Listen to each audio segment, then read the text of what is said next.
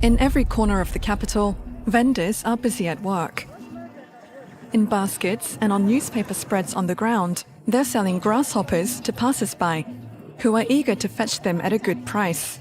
One of the most exciting parts of traveling is tasting local food. Sure, fancy restaurants offer delicious meals, but it's the street food that gives you a true feel of a place. Whether you're strolling through a busy city or exploring a quiet village, street food is often tied to a culture's history and traditions. But sometimes, the things people eat can be shocking. In Africa, street food is wild and often pushes the boundaries of what many would consider normal. From crispy grasshoppers fried like chips to roasted rats with tiny paws still intact, these foods might surprise you, sometimes even challenge you. But for many, they're not just strange meals. They're deeply rooted in culture and tradition, connecting people to their past. Would you dare to taste something like crispy termites or dive into a dish of stewed worms? These foods are not just about filling your stomach. They represent courage, history, and creativity. For many, these extreme foods are part of daily life, offering flavors, textures, and stories that go beyond what you'd find in a five-star restaurant. Ready to explore the 10 most extreme street foods in Africa? Trust me, you'll be amazed at what people eat and why they love it. Let's dive in. Fried grasshoppers. In Uganda, fried grasshoppers, known locally as nseneni, are a popular street snack. These little creatures are packed with protein and offer a surprising flavor, making them a tasty and healthy treat for many. For most, the idea of eating insects may sound strange or even repulsive. But in Uganda, fried grasshoppers are a delicacy. Their tiny legs and wings are left intact, making them both intriguing and a bit intimidating for anyone new to the dish. It's not your everyday snack, and that's what's usually considered creepy crawly is turned into a crunchy treat. These grasshoppers are collected during the rainy season when they swarm in large numbers. Vendors scoop them up, remove the wings, and fry them in hot oil until they turn golden and crispy. Sometimes they're spiced with garlic, onions, or chili to add extra flavor. One bite, and you get a rush of heat, crunch, and a satisfying umami punch, somewhere between roasted peanuts and crispy chicken skin. Fried grasshoppers are often sold at roadside stalls, markets, or by vendors walking through neighborhoods, particularly in Kampala and surrounding villages. Local communities gather to enjoy them in the evening, sharing the crispy snack with friends and family. Tourists are often curious when they see grasshoppers cooking on the grill. Some are hesitant to try, while others dive right in, surprised by how tasty they are. Many snap photos, capturing this unique, almost bizarre culinary moment that's far from their usual eating experience. This dish has been passed down through generations, especially in rural areas, where it represents a sustainable food source. Grasshoppers are abundant during the rainy season, offering a practical way to add protein to the diet without harming the environment. It's a tradition that showcases resourcefulness and cultural heritage. Fried grasshoppers may seem strange at first, but they are a beloved part of Ugandan cuisine. If you ever visit Uganda, don't pass up the chance to try this crispy, protein-packed treat. You might find yourself enjoying it more than you'd expect. Crispy termites. Crispy termites, known locally as edible termites, are exactly what they sound like. Termite insects that are harvested, cooked, and turned into a delicious, crunchy snack. They might sound unusual, but they're a popular street food in places like Nigeria and Uganda, especially during the rainy season when termites swarm. For many, the idea of eating bugs might sound like something straight out of a survival reality show. But in parts of Africa, termites are a prized delicacy.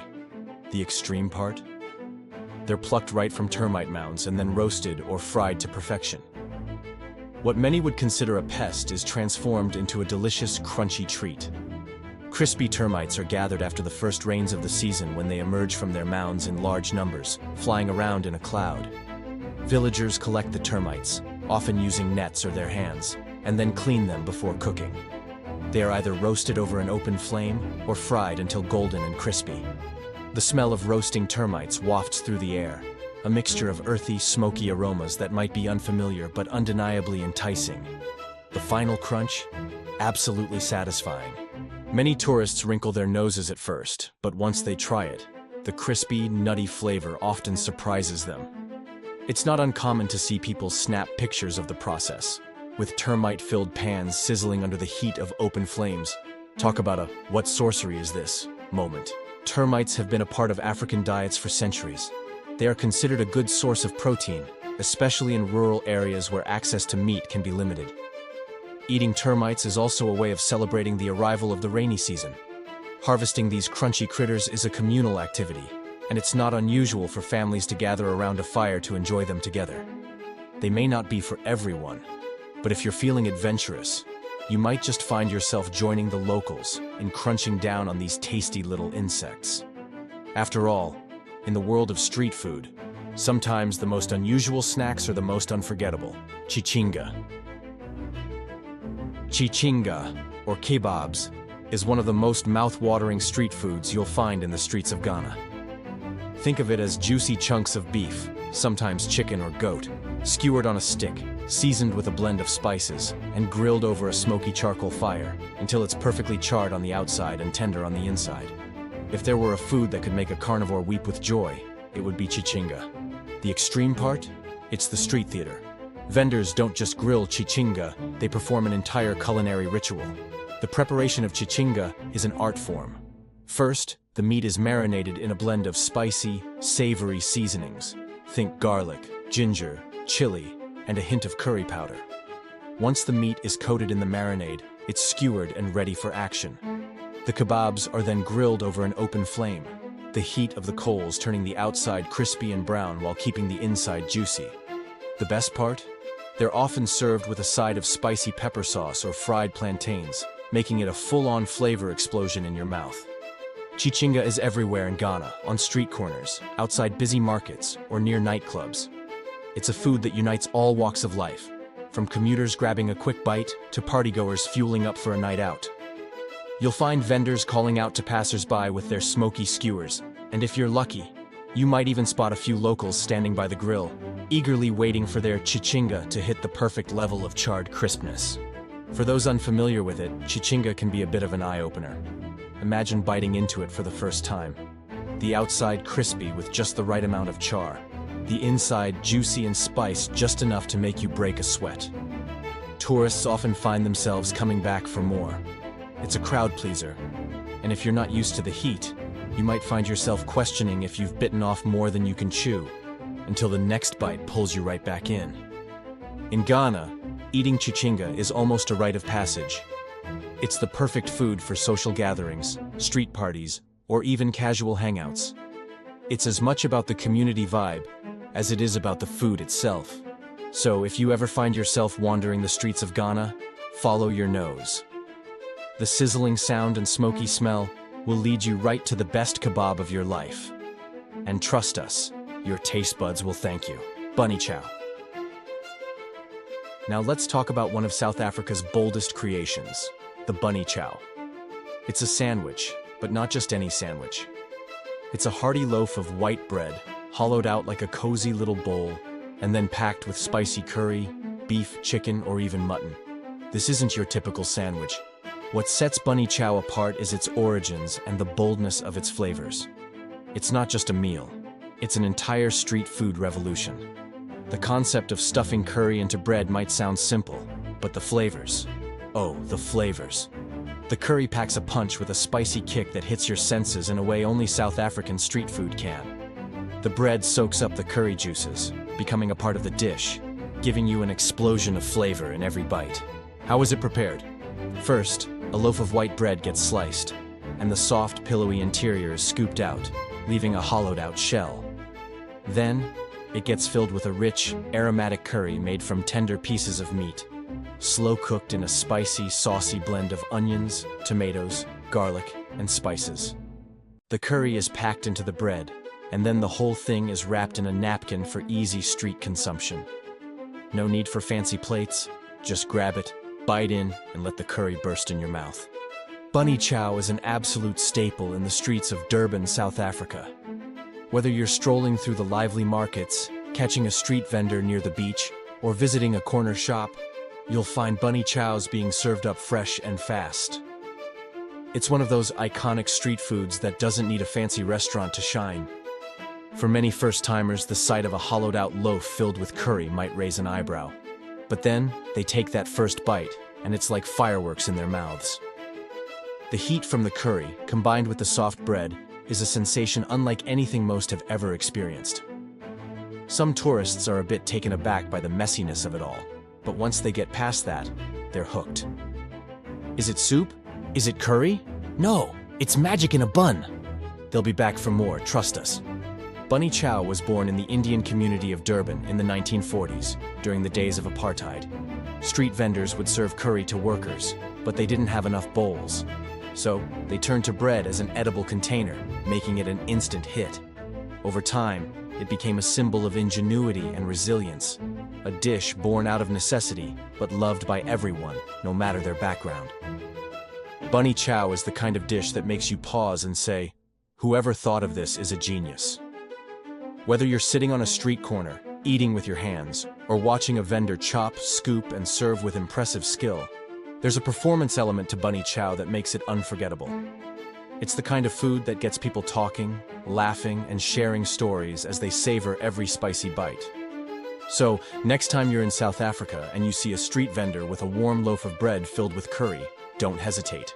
Grab a bunny chow and take a big bite into a delicious piece of history. And, trust us, it's a street food that'll leave you wanting more. Cane rat, aka grass cutter. Meet the cane rat, or as it's affectionately known in some parts of Africa, the grass cutter. This is no ordinary rodent. With its thick, meaty body, it's a critter that's not just found in the wild, but also on the dinner plate. It's a small game animal, but its flavor is anything but small. Known for its rich, tender meat, it's often roasted, stewed, or grilled to perfection, offering a taste that's somewhere between rabbit and pork, with a unique, gamey twist. You might be wondering, a rat? Really? But before you write it off, hear us out. The cane rat has become a culinary delicacy across Nigeria and Ghana, and for good reason. This isn't the kind of rat you find scampering around city alleyways. No, this one's raised in the wild or on farms, making it a prized catch. What makes it extreme is the way it's perceived. For many outsiders, eating anything with rat in its name can sound a bit, well, unnerving. But to the locals, it's just another tasty treat, an essential part of their culinary culture. Here's where things get interesting. A fresh cane rat is skinned, its meat sliced into juicy, tender pieces. It's marinated with spices, garlic, ginger, and sometimes even a little hot pepper to give it that delicious kick. Then, it's slow cooked or grilled over an open flame, filling the air with the most mouth-watering scent. The process is almost like a ritual, the meat sizzling, the smell wafting through the air as the street vendor flips the rat on the grill, making sure every piece gets that perfect char. Cane rat is typically found in the street markets and roadside stalls of Nigeria and Ghana. Whether you're exploring the vibrant markets of Accra or navigating the lively streets of Lagos, you're bound to encounter a vendor grilling up this wild delicacy. It's served as a quick snack for the adventurous eater, or as a hearty meal for those craving something substantial. You can see locals sitting on low stools, digging into a plate of well-seasoned cane rat meat, chatting with friends and family, and savoring each bite. When first-timers spot this delicacy, their faces often contort in confusion. Wait, is that a rat, they'll wonder? But once they take a bite, the surprise quickly turns into delight. The tender, slightly gamey flavor is unlike anything they've tasted before. Some might still feel a bit squeamish, but for others, it's a gateway to a whole new world of bold flavors. This doesn't taste like any rat I've ever imagined, they'll say. The truth is, it's not the ratty taste they might expect, but rather a tender, savory experience that's truly unique. Cane rats have been an important part of African diets for centuries. Their meat is considered a delicacy in many rural areas, where hunting them is both a sport and a way to provide for families. It's a tradition passed down through generations, with some tribes even having special hunting techniques for catching these elusive creatures. In many African cultures, cane rat meat is seen as a sign of status, often served during special occasions, celebrations, or as a treat for honored guests. If you're ever in Nigeria or Ghana, don't miss the chance to try the cane rat. Sure, it might be a tough sell at first. After all, who wants to eat something that's called a rat? But once you take that first bite, you'll realize that it's not about the name, it's about the flavor. Mutura. Think of it as Africa's version of a sausage, but with a twist that might just make your stomach do a happy little dance. Mutura is a Kenyan street food that's as bold and flavorful as the streets it's sold on. Often described as blood sausage, it's made by filling goat or cow intestines with a mixture of minced meat, blood, spices, and sometimes rice. Once stuffed and tightly sealed, it's grilled over an open flame until the exterior gets a crispy golden char, while the inside remains tender, juicy, and packed with flavor. If you've never heard of blood sausage, this one will definitely raise an eyebrow.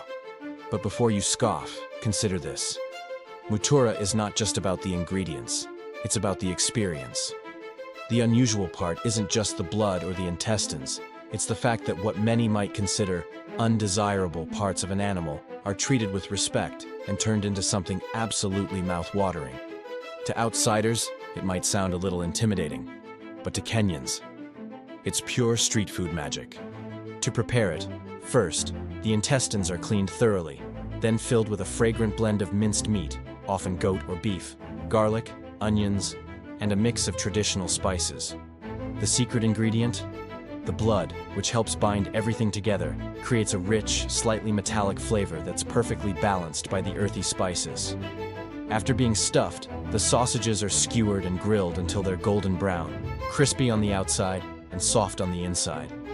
Mutura can be found on street corners, in food markets, and outside local bars in Nairobi and other Kenyan cities. It's often enjoyed with a cold drink in hand, especially after a long day or during a lively gathering. For the uninitiated, mutura might look like an acquired taste, but once you take that first bite, you're hooked. Tourists who stumble upon it often start with a hesitant eyebrow raise. Is that blood I see? But once they taste the crispy exterior and juicy spiced interior, their skepticism melts away. The rich, smoky flavor and the satisfying bite of the sausage quickly win them over.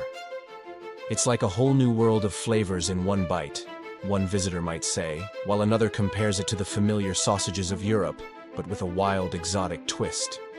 Still, it's not for the faint-hearted, and some may choose to take their leave after just a glance at the sizzling meat hanging from the grill. Mutura stands out because it takes something as simple as a sausage. Its unique combination of spices, meats, and blood gives it a depth of flavor that you won't find in your average grilled sausage. Sure, the idea of blood sausage might sound a little extreme, but once you've tasted that crispy, savory bite, you'll see why this street food is so beloved. Whether you're in the heart of Nairobi or exploring a bustling market, don't miss the chance to sink your teeth into this uniquely flavorful sausage. It's a true taste of Kenya, and trust us, it's one you'll want to try. Mopane worms and stew. Mopane worms aren't worms in the sense that you'd find squirming in the dirt, but rather the larvae of a giant moth that lives in the mopane tree. But don't let their name fool you. These wriggly critters are packed with protein and flavor, making them a staple in Zimbabwe, Botswana, and surrounding areas. Once collected, the worms are either sun-dried or smoked to give them a rich, earthy flavor before being tossed into a hearty stew, where they absorb all the savory goodness of spices, tomatoes, onions, and sometimes a little local chili for heat. When you think of comfort food, worm stew probably doesn't come to mind. But in parts of southern Africa, mopane worms are considered not just a treat, they're a nutritious, flavorful bite of tradition. To someone unfamiliar, it might seem like a bizarre challenge. Tiny, wriggling worms soaking up the broth of a stew, floating like little boats in a sea of tomato goodness. Mopane worms and stew are a beloved dish in Zimbabwe and Botswana, often found in local markets, rural homes, and even street food stalls. In these areas, the worms are more than just food. They're part of the culture, a way of life. Vendors serve up bowls of this rich, nourishing stew to hungry locals, and it's not uncommon to find families gathering around a pot of mopane worms on a cold evening. For the first-timer, seeing the mopane worms float in a stew can be a bit of a shock.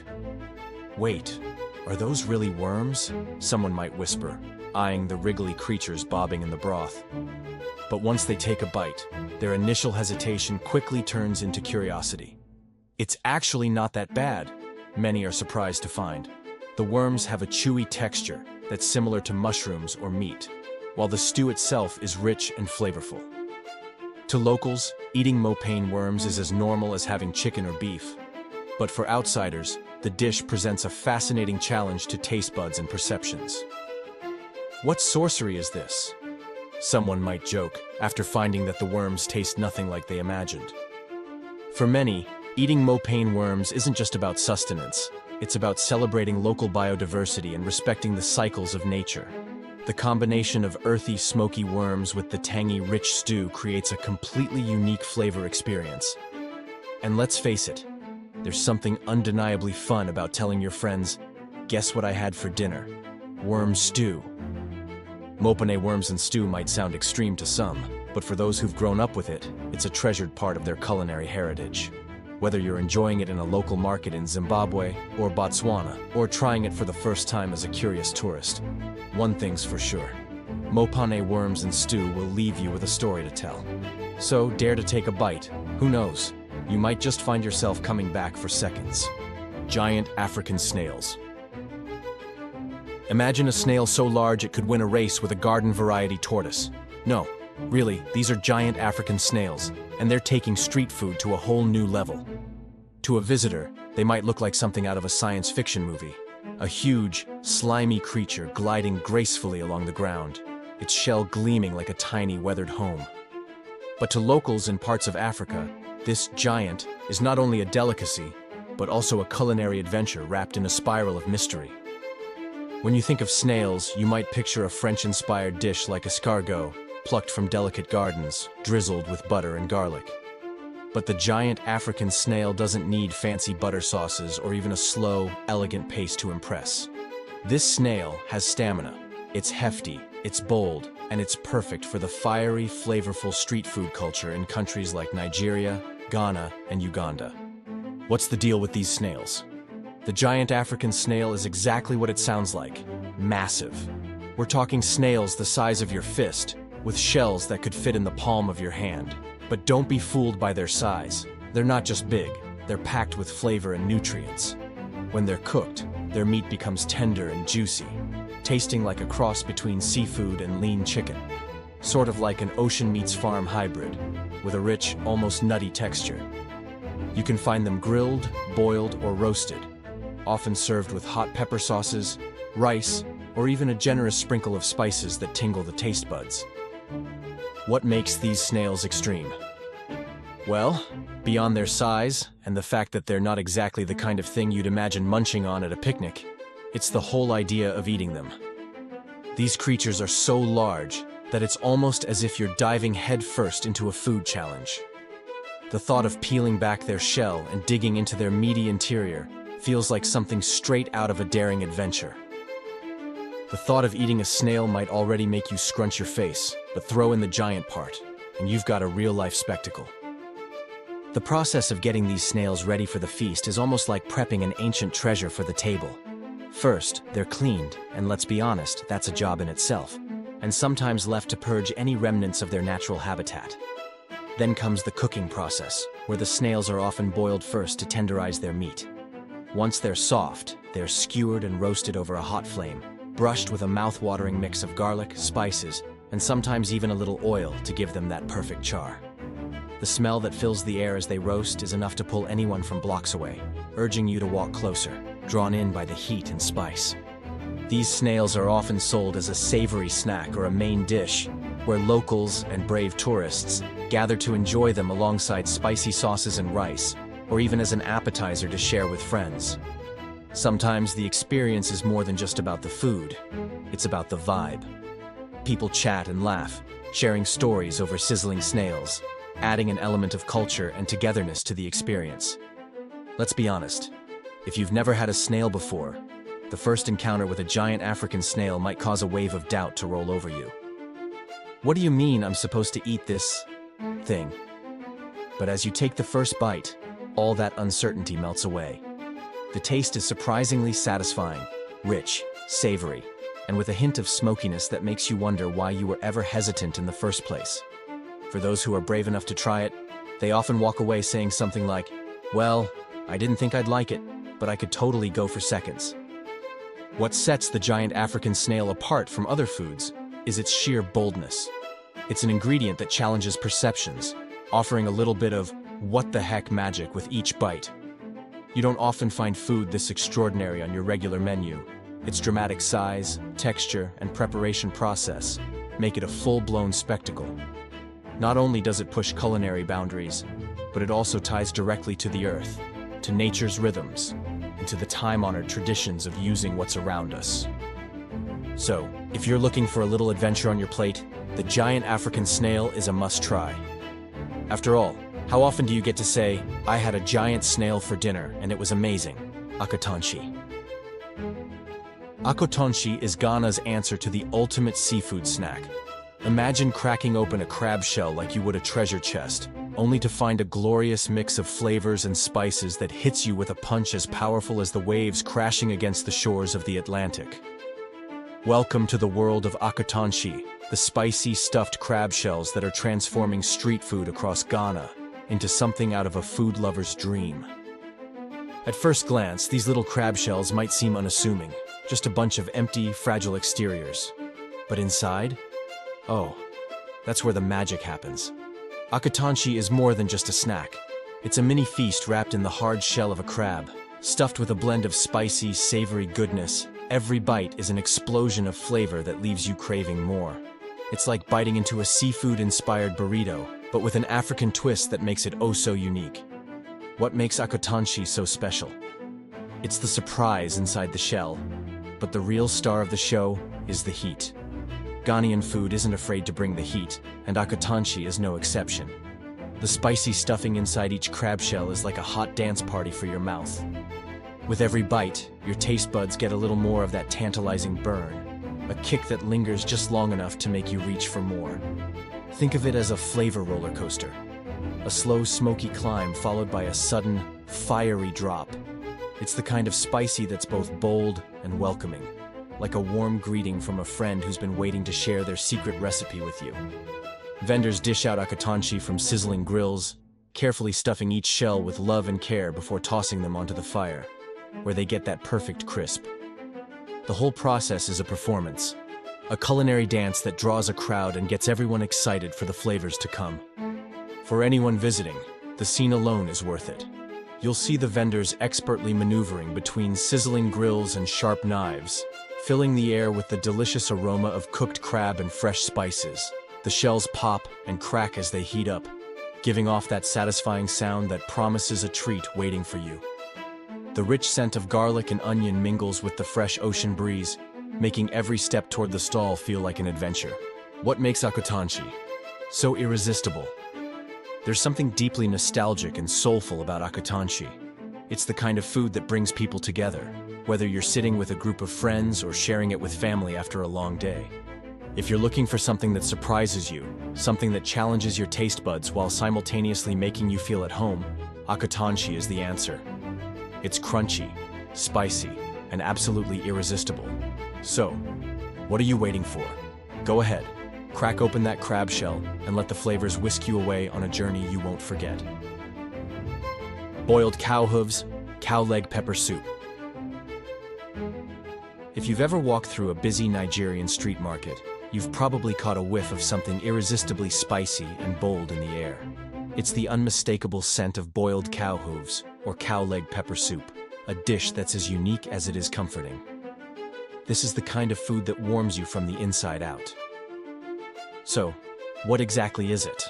Cow hooves, also known as cow legs, are exactly what they sound like. Parts of the cow that are often overlooked by many but adored by others. The hooves are slow cooked until they're soft and tender, giving the dish a gelatinous texture that's almost like eating a hearty, meaty version of gummy candy. For those who appreciate the delicate, chewy satisfaction of a perfectly stewed dish, this is a treat that delivers every time. The first thing you'll notice when you're near a cow leg pepper soup stand is the air. It's thick with the smell of spicy pepper, earthy herbs, and rich, meaty goodness. The broth is deep and golden, infused with local spices that fill the air with anticipation. It's like walking into a fragrant storm of comfort, calling to you in ways that make your stomach rumble before you've even taken a bite. So, why do some people call boiled cow hooves extreme? For outsiders, this dish can feel a bit out there. After all, How often do you see someone digging into the leg of a cow, hooves and all? The unusual texture might take a minute to get used to, but that's part of its charm. What makes it truly remarkable is the depth of flavor that comes from the long hours of boiling, which transforms the hoof from a tough, unyielding part of the animal into a tender, flavorful morsel. In cow leg pepper soup, the hooves, and often parts of the leg, are boiled in a spicy broth made from local ingredients like pepper, garlic, and various African herbs. The result is a hot, flavorful soup that's perfect for chilly evenings or anytime you need comfort. The best part? The broth is rich with the essence of the meat, and every spoonful packs a punch. Beyond the taste and texture, boiled cow hooves and cow leg pepper soup carry cultural weight. For many in Nigeria, it's a dish that's been passed down through generations, a beloved meal enjoyed on special occasions, family gatherings, and market days. It's a connection to the land, the animals, and the deep cultural roots that define Nigerian cuisine. So, if you ever find yourself in Nigeria, don't pass up the opportunity to try boiled cow hooves. It's an experience, a journey into the heart of the country's food culture that will leave you savoring every spicy, chewy bite. It's a dish that demands attention and respect, and once you get a taste, you'll understand exactly why. Conclusion. From fried grasshoppers to cow leg pepper soup, one thing is clear. Food is so much more than just something we eat. It's a way to understand different cultures, a glimpse into history, and a celebration of creativity. Every dish tells a story, whether it's a recipe passed down through generations or a bold creation that challenges our usual expectations. In Africa, food is about connection. It's about gathering around a shared meal, enjoying time with family and friends, and embracing traditions that have lasted for centuries. Even the most unusual dishes have deep cultural meaning, reminding us that what may seem strange to one person is a beloved treat to another. So the next time you find yourself trying something new or facing a dish that feels a little daring, remember, food is an adventure. It's an opportunity to step outside your comfort zone and discover something new. Who knows? The next bite might just become your favorite.